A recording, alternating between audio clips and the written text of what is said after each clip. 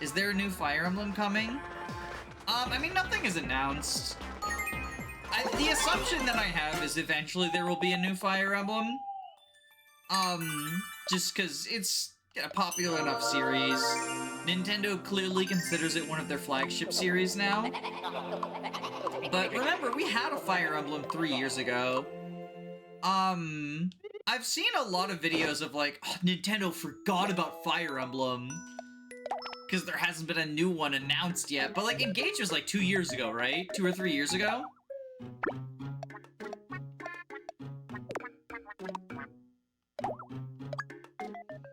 I would caution people who, like, desperately want... Uh-oh, are they gossiping about me? I would caution people who, like, desperately want a new Fire Emblem as soon as possible to look at the Pokemon franchise and how its, like, steady decline has clearly been a result of just rushing out the games. Scarlet and Violet is obviously, like, the most prescient example. But I would say, you know, BDSP, the fact that the remakes in general have gotten worse.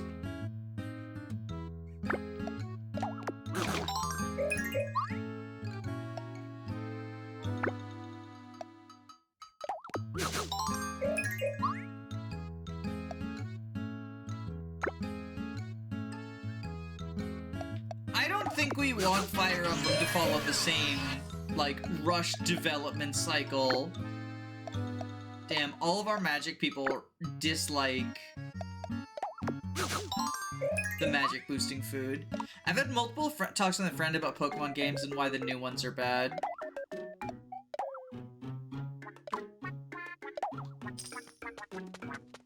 I think a lot of it comes down to just the fact that they kind of have to rush them in order to keep up with the anime seasons and stuff.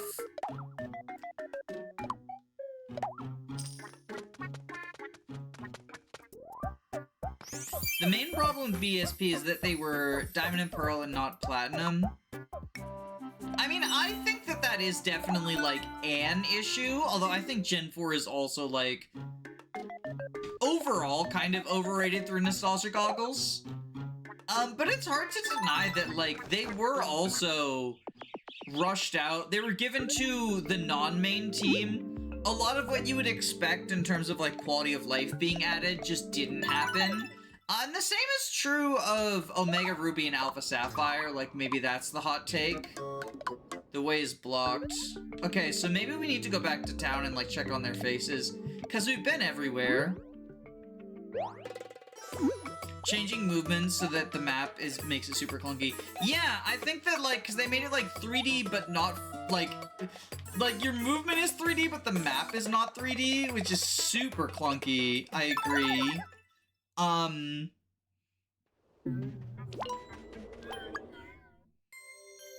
There's also the hilarity of, like, bugs from the DS games getting ported over into BDSP, like, accidentally. Which made it clear that they just, like, copied the code in a very lazy way. Yeah, okay, so they're all gonna give me the door jewels in exchange for their faces. Gonna lay down for my tummy ache. Feel better. Don't eat a million pizzas at midnight again. I mean, you won't listen to me, but, you know. But yeah, I don't think we need a new Fire Emblem ASAP. Would I like one? If it were good, sure. But here's the other thing, and, like, I made a video that's 16 new Fire Emblems you can play right now. If you desperately want a new Fire Emblem, you don't have to wait for mainline. There's so many ROM hacks and fan games that are of equal or usually higher quality than mainline Fire Emblem. I have such a Fire Emblem backlog just from, like, ROM hacks and fan games and stuff. Shut up, Alex Yick. I was happier when I was a monster. Thanks, Abe Lincoln.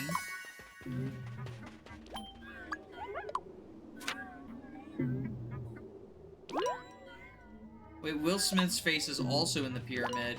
Oh, did we get Sans' face? Yeah, we did. Okay.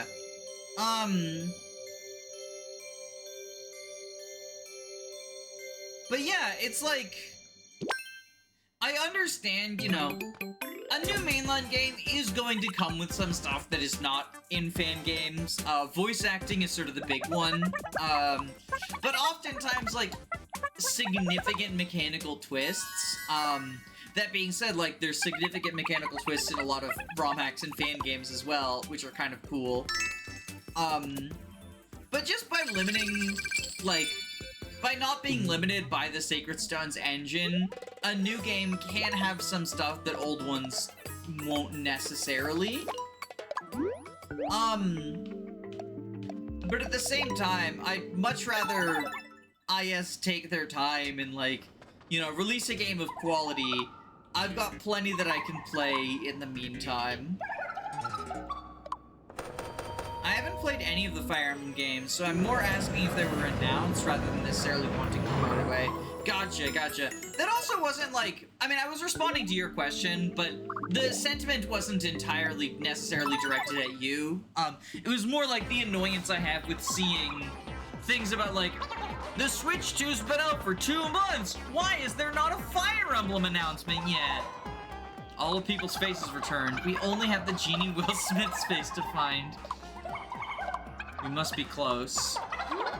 You are near that which you seek. Someone's whispering in my ear. The Dark Lord is also near. Sorry if it came off that way. No. I'm sorry. I'm sorry if it came off like I was, like, attacking or criticizing you. That wasn't my intention. Here's Dark Lord flushed emoji. I sealed away your powers. You're a glutton for punishment. I mean, we did already establish that, you know, the cow is my dom, forced me to clean in the maid outfit, so... Now we have to beat up Will Smith. Smack them into next Tuesday.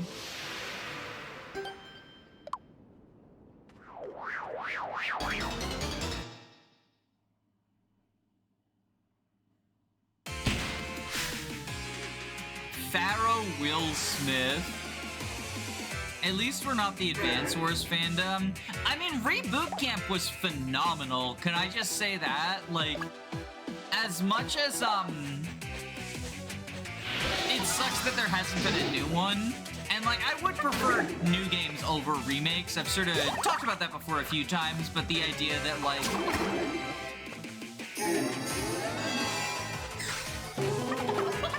I am Pharaoh. Can we put you in the safe spot? Will it, like, cure the curse, maybe?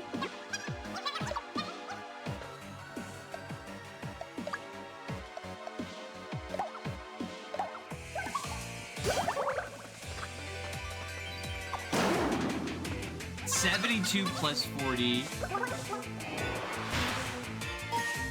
Banana fritter.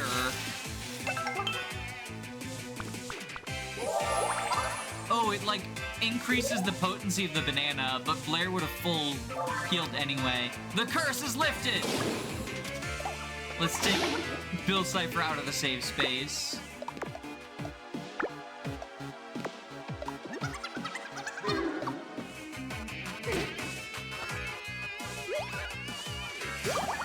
Look out, Bill Cipher!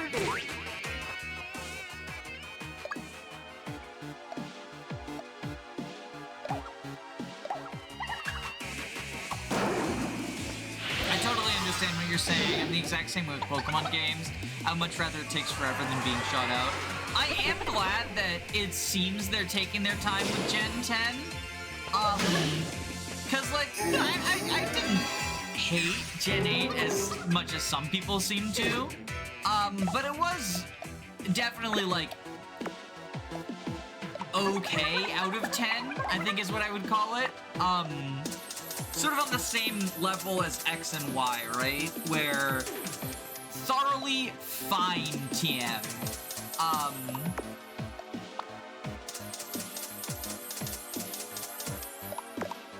which is not exactly, like, high praise, right?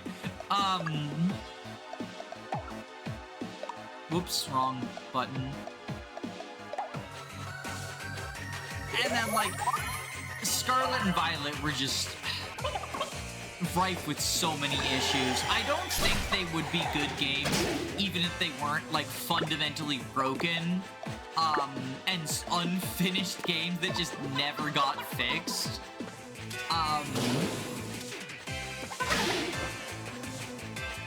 But that's, like, its own issue in terms of, like, the design philosophy and stuff. The buggy, broken nature of them was pretty clearly as a result of being rushed out. Like, leaving in dev markers and stuff, it's the sort of stuff that either the games were not play-tested or the playtesters were not listened to, because it's the sort of thing that a healthy development cycle would not have missed. It's not even, like, the biggest issue in Scarlet and Violet in terms of, like crashes and stuff, and the lag and whatnot are a much bigger deal than there being dev markers left in. But the fact dev markers were left in is such an obvious and theoretically should have been easy to fix oversight that I think it's the most damning.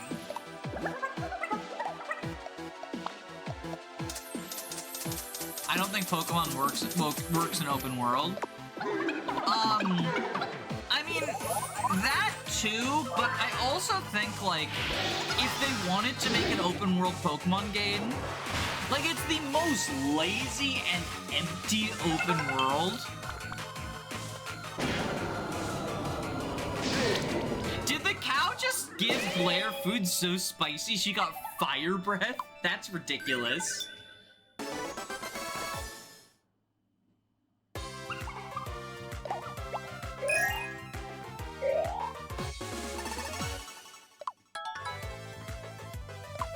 Life drain.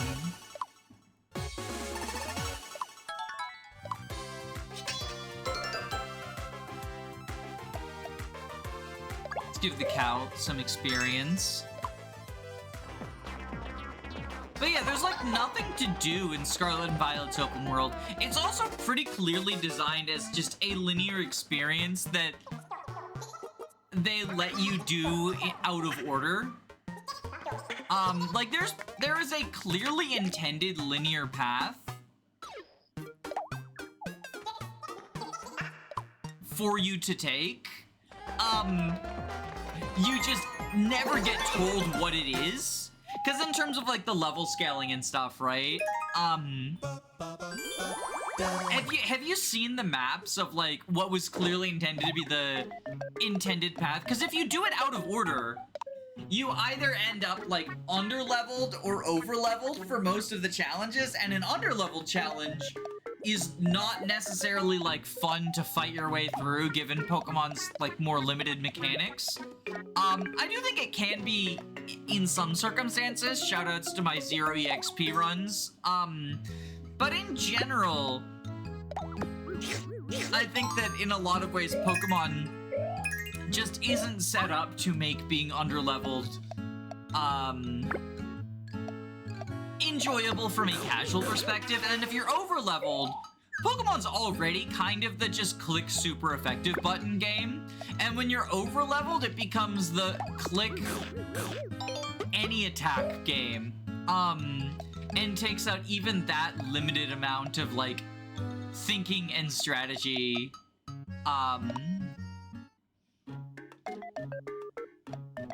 Which is pretty unfortunate.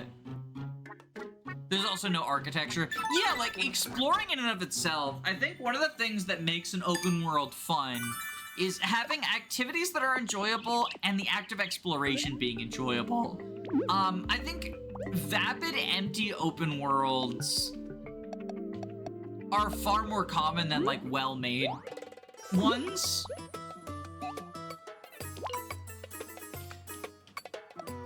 And when I've talked about, like, my issues with open world stuff before,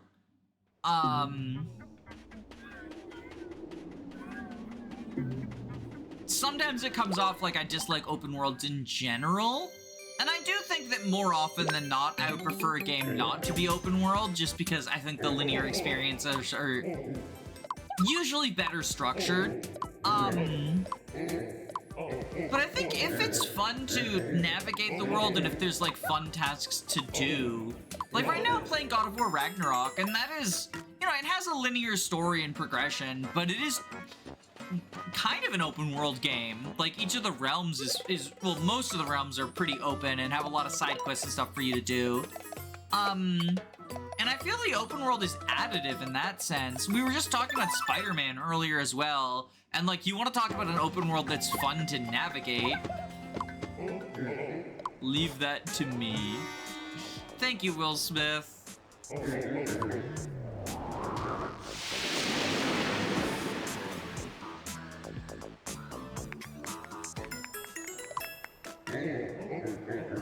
One of my favorite games is Ghost of Tsushima, and that's an open world game that I think its critics compared to like the Ubisoft open world slop, although I would say that comparison comes more from not having played it.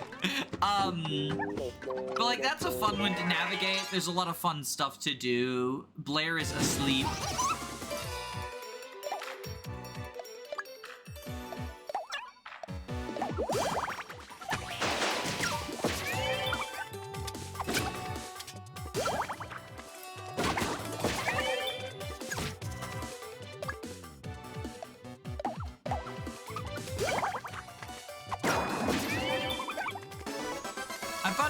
Pretty hard to navigate, which is partially with how my brain works, but also a bit of a game issue.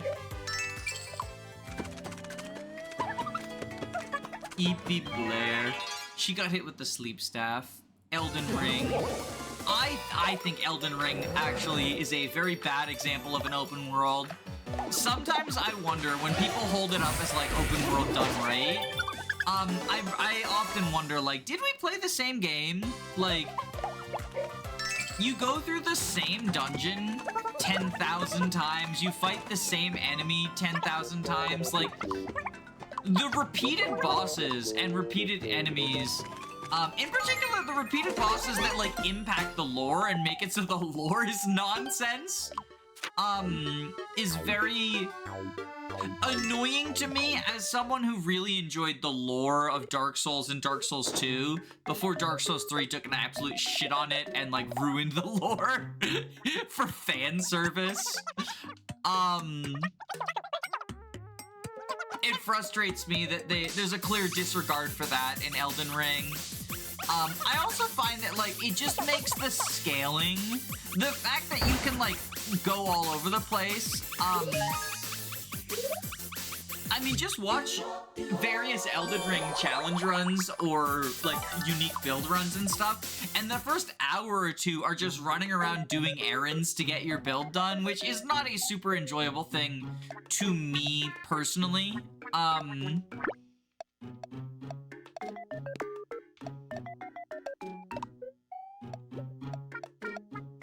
What does Blair want to buy? And I do think that the open world had a largely negative impact on the late game scaling, although in part I also think it's the sort of get good difficulty is the most important thing gamers fear of appealing to. A wooden uniform.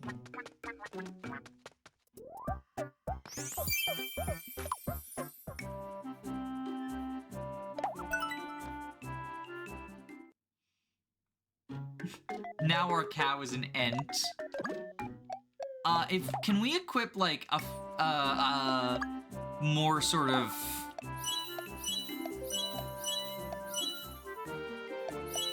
we don't have any sort of like less fancy looking pan.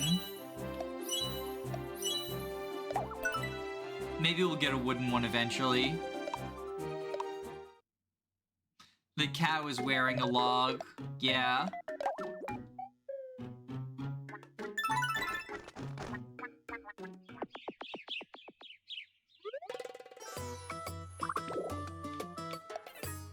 Danny DeVito's here.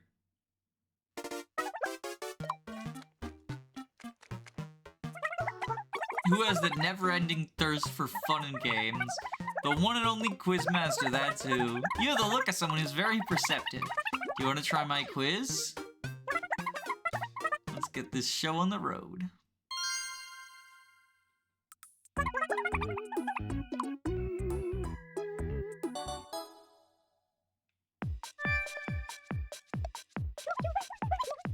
I'm the real cow.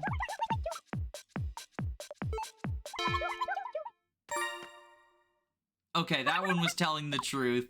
I could not tell. I really could not tell. Without the cow face, it's like so hard to tell. Wait, who's the real Jesus? They all look the same. You? It's the nose. The nose was the only difference. Oh, their height and skinniness. It's you, right? Oh my god, okay, so stressful. So much more stressful than it needs to be.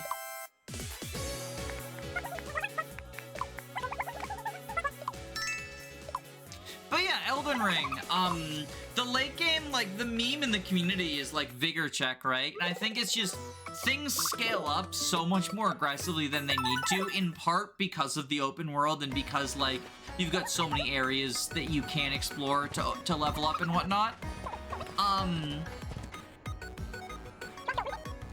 Is that a new outfit? You look super snazzy. Hell yeah, I look great. I do really like that outfit on the cow. Just like completely just a log. Let's go talk to Peter Griffin though. Find out why he's just fucking hanging out in the middle of the desert.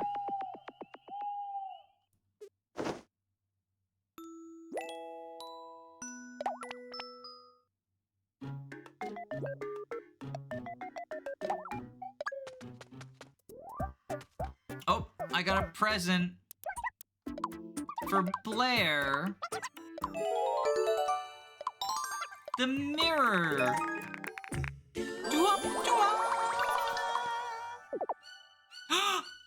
The Mario Kart cow likes Trish and saw it all. It's always Blair TMGC. It's not fair. Oh no, we've got a soap opera on our hands. Cow, are you not happy living in the barn? Here. The macho... Yo, wait. Okay, the soap opera gets deeper because now the cow is building her muscles to beat up Blair.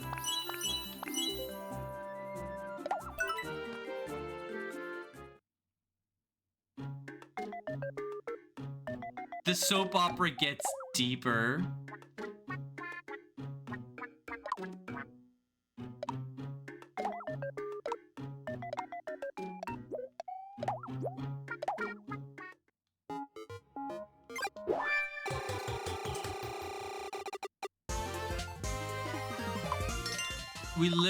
We literally just bought this. Damn, I'm so bad about that.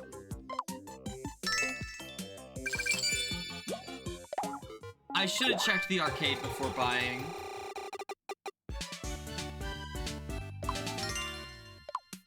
Alright, let's give the EXP to Blair, because she's gonna need it in order to not get beat up by the cow. She needs to level up. What open world games do you like? I mean, I gave a couple of examples. Ghost of Tsushima is one of my favorite games ever. I think the open world in Spider-Man is like incredibly fun to navigate. I liked Arkham City quite a bit. Again, just fun to navigate, right?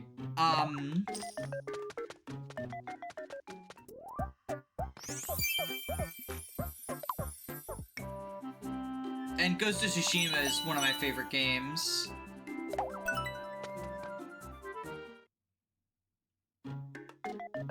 I'm excited for Ghost of Yotai, the sequel that's coming out this year in October, actually, so very soon.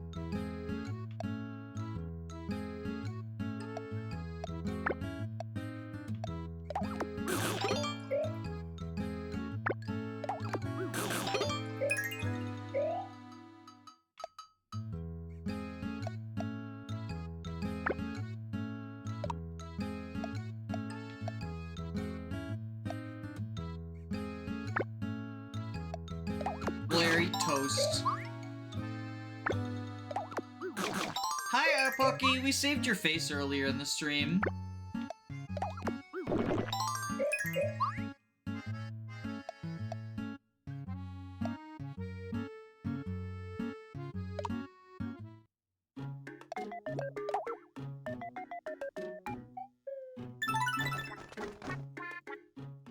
A rivalry is beginning to form between the cow and Blair. Two milkmen go country.